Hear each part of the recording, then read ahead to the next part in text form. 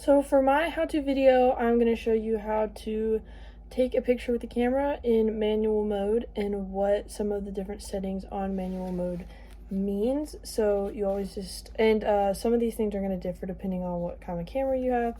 Mine is a Canon, kind of older. So you're always going to start turning your camera on and then make sure it's in that manual mode with that M.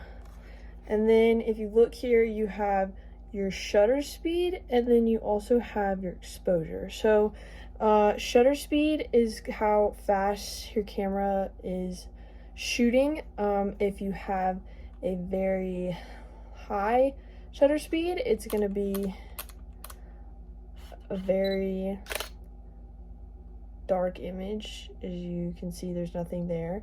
And then if you have a lower shutter speed, it's going to be a very bright image.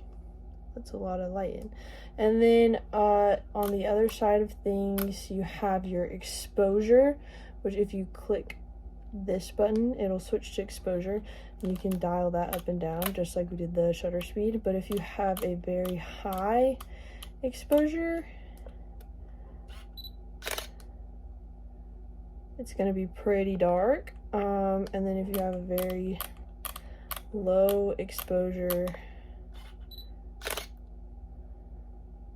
you're gonna have a lot of light in there. There's also other things you can play with on manual mode if you want to get fancy. If you're doing a continuous shot or a single shot, or you can play with the setting of the lighting depending on what kind of room you're in. You can set it to natural light, or just like the sunlight, or LED light, or you can always put it on auto. Yeah, but just a lot of different settings that you can play with.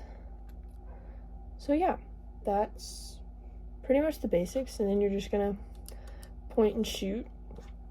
But again, a lot of the fun with taking pictures comes from editing, which is where you get to be creative and really bring a picture to life.